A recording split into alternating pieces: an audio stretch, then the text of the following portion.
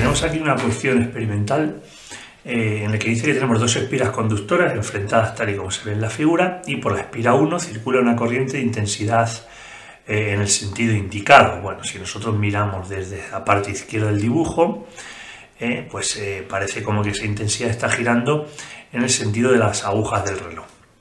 La intensidad, ¿vale? Dice, razona el sentido de la corriente inducida en la espira 2 en estas tres situaciones. Bueno, lo primero que tenemos que decir, yo he sacado aquí el dibujo, lo he dividido en dos, ¿vale? Entonces vamos a ver la espira 1, simplemente. Esa espira 1, al estar girando de esta manera, nosotros podemos pensar que es como si nosotros tuviéramos aquí un imán, ¿vale? ¿Por qué? Porque las líneas de campo que están generando estas espiras son entrantes por aquí, ¿vale? Salientes por aquí, entonces podríamos pensar que son como las líneas de campo de un imán cuyo polo norte fuera este y polo sur fuera este, ¿no? De tal manera que esas líneas entran por aquí, salen y entran por aquí, ¿vale? Entonces, si nosotros lo pensamos de esa manera, quizá nos resulte más fácil verlo, es decir, ese comportamiento. ¿Qué ocurre? Dice, ¿qué va a ocurrir con la corriente inducida en esta espira 2 cuando nosotros, manteniendo constante la corriente I, ¿vale? Constante I, no lo movemos, dice, la espira 2 se acerca a la espira 1. Bueno, ¿qué va a estar ocurriendo? Nosotros, al acercar la espira 2, ¿qué hace? El campo magnético que siente, por decirlo de alguna manera, el campo sentido o se va incrementando ese flujo de líneas de campo se va incrementando en la dirección que estoy dibujando ahora, y por lo tanto, ¿qué va a hacer la espira? La espira va a girar de tal manera que disminuya ese campo. Entonces, ¿cómo puede hacer eso? Creando un campo hacia la izquierda.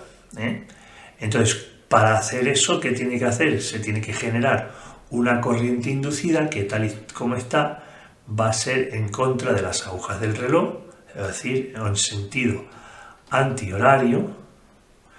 Y nosotros siempre, repito que estamos viendo el dibujo desde la izquierda, como si lo viéramos desde la izquierda, entonces sería antihorario.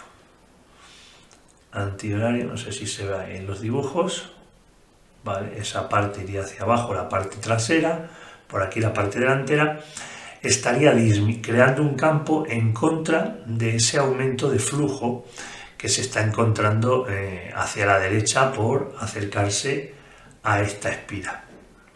¿De acuerdo? ¿Qué va a ocurrir en el caso en el que ahora todo igual, pero la espira 2 en vez de acercarse, se aleja? Bueno, pues entonces, si en vez de acercarse se va a alejar, pues podemos pensar que va a ocurrir lo contrario, y efectivamente así es. Si nosotros ahora está la espira aquí cerca, vamos a decir que tiene muchas líneas de campo, es decir, un flujo elevado.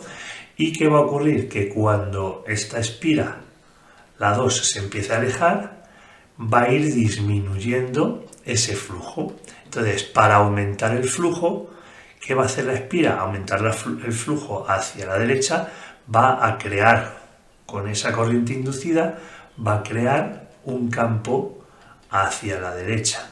De tal manera que para hacer eso, visto nuevamente desde esta parte izquierda, ahora el sentido tiene que ser, el sentido de esa corriente tiene que ser el sentido horario, ¿vale? O sea, en el apartado 2, el sentido de la corriente inducida va a ser horario para, con ese campo que crea la corriente inducida, mitigar esa disminución del flujo que se genera porque nos estamos alejando, ¿vale? de esa espira.